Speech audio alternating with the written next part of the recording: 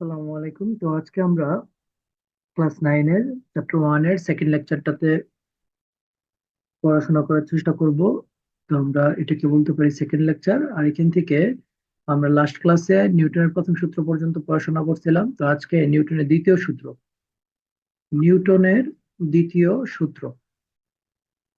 তো এই সূত্রতে উনি যেটা বলছে যে কোনো একটি বস্তুর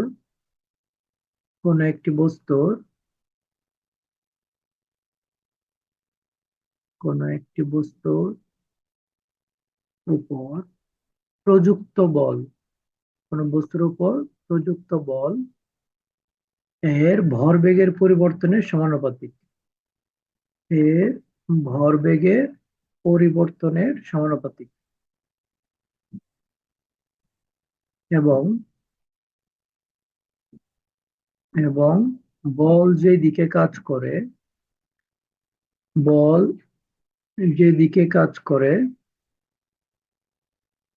ভরবেগের পরিবর্তনও সেই দিকে ঘটে।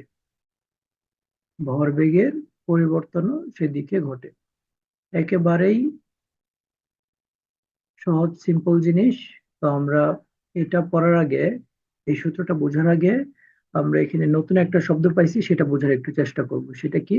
সেটা হচ্ছে ভরবেগ। ভরবেগ জিনিসটা কি?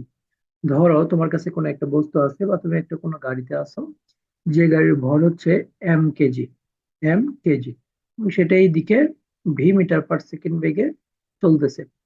তাহলে এটাকে বলতে পারি আমরা ভর, সেই বস্তুটার বা গাড়িটার, আর এটা হচ্ছে তার বেগ। তো যে কোনো একটা রাশির ভর এবং বেগের যে গুণফল তাকে বলা হয় ভরবেগ। তাহলে ভরবেগের সঙ্গে আমরা কি দিব? কোন রাশির ভর এবং তার বেগের গুণফলকে কি বলা হয়? ভরবেগ বলা হয়। আর ভরবেগকে আমরা সাধারণত পি দ্বারা প্রকাশ করি। সেখানে ভর হচ্ছে এম আর বেগ হচ্ছে ভি। তাহলে ভরবেগ সমান আমরা লিখতে পারি পি সমান এম ভি। ঠিক আছে, এইটুকু কথা ক্লিয়ার। নেক্সট যে কথাটা আমাদের এখানে আসতেছিল, সেটা হচ্ছে এই যে ভরবেগের পরিবর্তনের হার, এটা প্রযুক্ত বলের সমানুপাতিক। এটা দিয়ে কি বোঝায় আসলে? ধরো আমাদের একটা বস্তু এখানে আছে। তো সেই বস্তুটা ধরলাম আমরা হচ্ছে কেজি ভরের বস্তু। এটা স্থির অবস্থায় ছিল বা একটা নির্দিষ্ট বেগে চলতেছিল, সেটার বেগ ধরলাম আমরা ইউ। যদি স্থির থাকে তাহলে ইউ হচ্ছে 0, আর নাহলে একটা বেগে চলতেছিল। তা আমি এই দিকেই বস্তুটার উপর একটা বল প্রয়োগ করলাম, একটা বল, সেটা হচ্ছে এফ পরিমাণ বল দিলাম। আর যেহেতু বস্তুটা ভর এম, এখানে এক পরিমাণ বল আমি টি সময় ধরে দিছি, টি সময় নিয়ে। তো এখন বস্তুকে যেহেতু এই বরাবর আমি বল দিছি, তাহলে এই বরাবরই তার একটা বেগের পরিবর্তন ঘটবে। কারণ তুমি একটা কোনো বস্তুকে বল দাও বা ধাক্কা দিলে তার কি গতি বাড়বে। তাহলে গতি বাড়া মানেই হচ্ছে বেগ বাড়া। তাহলে ইউটা চেঞ্জ হয়ে যাবে বা বাড়বে বলতে পারি আমরা। তাহলে এখানে শেষ বেগ বা পরিবর্তিত বেগ হবে ভি। তো আমরা এখান থেকে দুইটা জিনিস লিখি। একটা হচ্ছে শেষ ভরবেগ। শেষ বেগ ভরবেগ মানে কি? শেষ বেগ ইন্টু ভর মানে এম ভি। আর এখানে লিখতে পারি আদি ভরবেগ। আদি ভরবেগ কথা সমান কি আসবে? M U. এবার নিউটনের প্রথম সূত্র, দ্বিতীয় সূত্রের মধ্যে আমাদের বলছে ভরবেগের পরিবর্তনের হারের সমানুপাতিক আর কি। পরিবর্তনের হারের সমানুপাতিক। পরিবর্তন, তাহলে পরিবর্তনটা কি হবে? এখানে ভরবেগের পরিবর্তন হবে তোমার M V minus M U. যেহেতু এটা ভরবেগের পরিবর্তন, আর হার বলতে বোঝায় প্রতি সেকেন্ডে কতটুকু পরিবর্তিত হবে। তাহলে পরিবর্তনের হার হবে কি? M V minus M U by T. মানে হার বললে আমরা টি দ্বারা ডিভাইড করব। এটা মনে রাখবা যে প্রতি সেকেন্ডে কতটুকু পরিবর্তিত হবে। এই যে জিনিসটা, যে ভরবেগের পরিবর্তনের হার, ভরবেগের পরিবর্তনের হার এটা কি কিসের সমানুপাতিক বলছি আমরা? ভরবেগের পরিবর্তনের যে হারটা পাইলাম এখানে, এই যে এইটুকু, এই টোটাল জিনিসটা প্রযুক্ত বলের সমানুপাতিক। আমরা বল দিছিলাম কতটুকু? এফ পরিমাণ বল। তাহলে এফ সমানুপাতিক আমরা লিখতে পারি কি? M V minus M U by T. এখান থেকে আমরা এফ সমান একটা ধ্রুবক আসবে, সমানুপাতিক থেকে সমানে গেলে একটা ধ্রুবক গুণ হয়। তাহলে M V minus M U by T, এটাকে আমরা কে দ্বারা প্রকাশ করছি? ধ্রুবকটা।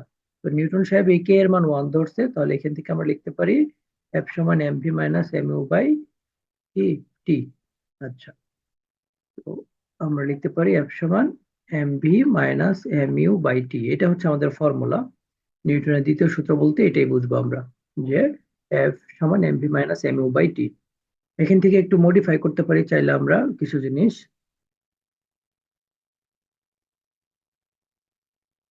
আমরা দেখি মডিফিকেশনের জায়গাগুলো। এই যে ধরো আমাদের দেওয়া ছিল কি নিউটনের দ্বিতীয় সূত্র এফ সমান M V minus M U by টি।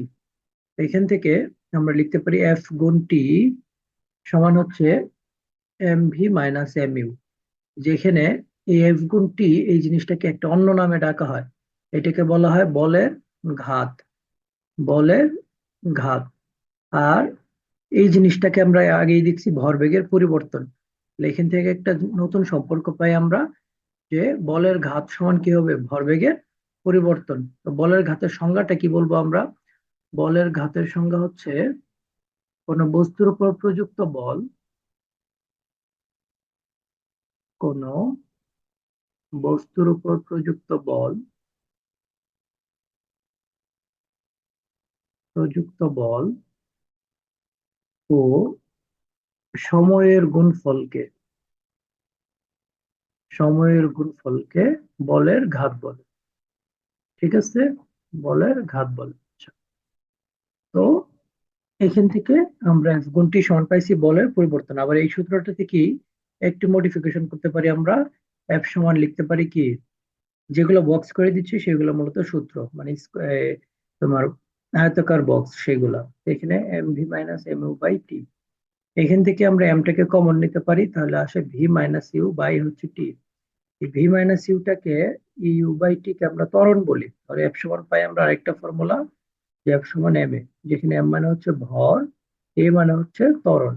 ঠিক আছে, তো এই হচ্ছে আমাদের নিউটনের দ্বিতীয় সূত্রের কথাবার্তা। তো এটা নিয়ে আমরা একটা ম্যাথ করব। তো এই ম্যাথটা আমরা একটু দেখি।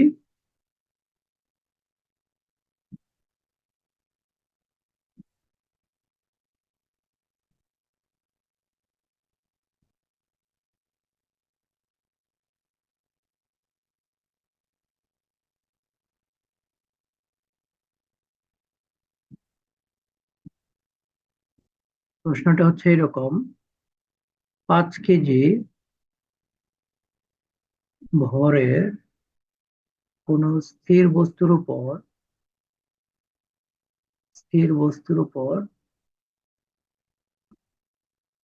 100 নিউটন বল, 100 নিউটন বল 3 সেকেন্ড ধরে কাজ করে বা প্রয়োগ করা হয়। বস্তুর শেষ বেগ কত? এটা হচ্ছে আমাদের প্রশ্ন। শেষ বেগ কত? তো এখানে সবসময় আমরা বিজ্ঞানের যে কোনো টপিক বা ম্যাথমেটিক্যাল যে এগুলোর ক্ষেত্রে সবসময় কি দেওয়া আছে সেটা লিখে নিতে হবে। নাহলে কিন্তু আসলে আমাদের কোনো লাভ হবে না, বরং টাফ লাগবে সবকিছু। তো আমরা সমাধানের ক্ষেত্রে প্রথমে দেওয়া কি কি আছে সেগুলা লিখবো। আমরা এখানে লিখতে পারি, দেওয়া আছে বস্তুর ভর। আমরা একটা করে শব্দ পড়বো আর এখান থেকে গিভেন ইনফরমেশন গুলো লিখে ফেলবো। তাহলে যখন পড়ছি ভর, তার মানে এটা 5 কেজি, সেটাকে আমরা কি দ্বারা প্রকাশ করতেছিলাম? এম দ্বারা। তো এখানে আমরা এম লিখবো। এই যে ভর পরে, ভরের পরে লিখবো হচ্ছে আমরা এম। প্রথমে লিখবো ভর, তারপর কমা দিয়ে এম লিখবো। এম সমান হচ্ছে 5 কেজি। কোনো স্থির বস্তুর উপর, দেখো স্থির, স্থির বস্তু মানে কি, এর যে আদিবেগ ছিল সেটা কত হবে? অবশ্যই জিরো হবে, কারণ বস্তুটার আদিবেগ বা ইউ সমান জিরো। বস্তুটা স্থির ছিল। এরপরে উপর 10 নিউটন, 100 নিউটন বল, তাহলে এটা বল 100 নিউটন বল। তাহলে আমরা এখানে লিখবো বল, বল সমান, বল এফ সমান 100 নিউটন।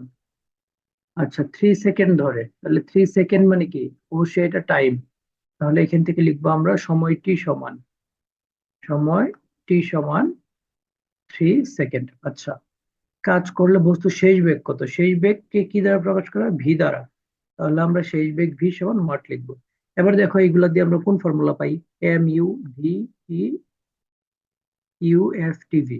তাহলে আমরা এখন ওই একটাই সূত্র জানি, এই সবগুলা রাশি আছে, সেটা হচ্ছে এফ সমান M V minus M U by T. তো সবসময় আমরা মান একেবারে শেষে বসাবো, আগে যার মান বের করতে হবে সেটাকে একটু আলাদা করব। তাহলে ভি এর মান বের করতে হবে, আলাদা করার উপায় কি? এই রাশিগুলা মানে ভি এর সাথে যারা থাকবে এগুলাকে আস্তে আস্তে অন্যদিকে পাঠাবো। তো প্রথমে টিটাকে পাঠাই এখানে, তাহলে এটা হবে গুণ, যেহেতু ডান পাশে ভাগ আছে, আর M V minus M U. আচ্ছা, তো এবার আমরা যেটা করতে পারি, এখানে এফ গুণ টি, এটা যা আছে এটার সাথে ওই বাম পাশে ডান পাশে যেটা ছিল এম ইউ মাইনাস, এটা এই পাশে আনতে পারি, এখানে লিখতে পারি এম ভি। আচ্ছা, এবার আমরা এমটাকে আলাদা করব। তাহলে এম ওই পাশে ভি এর সাথে কি অবস্থায় আছে? গুণ অবস্থায় আছে। তাহলে গুণটা এখানে আনলে কি হবে? ভাগ হবে। তাহলে এই হচ্ছে এম আর ওই সমান হচ্ছে ভি। তাহলে আমরা ভি সমান লিখতে পারি, সুতরাং ভি সমান কি হবে? এফ গুণ টি, উপরে এফ গুণ টি, এফ এর মান কত? এফ এর মান ছিল 100 ইন্টু টি, টি এর মান ছিল 3 সেকেন্ড। আচ্ছা, প্লাস এম ইউ, এম এর মান কত ছিল? এম এর মান ছিল 5 ইন্টু ইউ, ইউ এর মান ছিল 0, বাই হচ্ছে 5। তাহলে এখানে আসবে হচ্ছে তোমার উপরে 300, কারণ এটার মান হচ্ছে 0, বাই হচ্ছে 5। তাহলে ভি এর মান আসবে তোমার 60 এম এস ইনভার্স 1। এটি হচ্ছে আমাদের অ্যান্সার, যে বস্তুটা শেষ বেগ কত? 60 এম এস ইনভার্স 1। আশা করি এই ম্যাথটা সবাই বুঝতে পারছো। যদি কারো কোনো সমস্যা হয় তাহলে কমেন্টে জানাবা। আর আমাদের এই যে ভিডিও ডিসক্রিপশনে এখানে আমাদের গ্রুপ আছে অফিসিয়াল, সেই গ্রুপে যুক্ত হওয়ার মাধ্যমে তুমি যে কোনো প্রশ্ন করতে পারো যে কোনো সময় সমাধান পাওয়ার জন্য। এমনকি বিভিন্ন প্রকার শীট, নোটস ইত্যাদি সেখানে পাবা। আশা করি সেগুলো তোমাদের কাজে দিবে। ইনশাল্লাহ দেখা হচ্ছে নেক্সট ক্লাসে। এই ক্লাসটা এখানেই শেষ। আল্লাহ হাফিজ।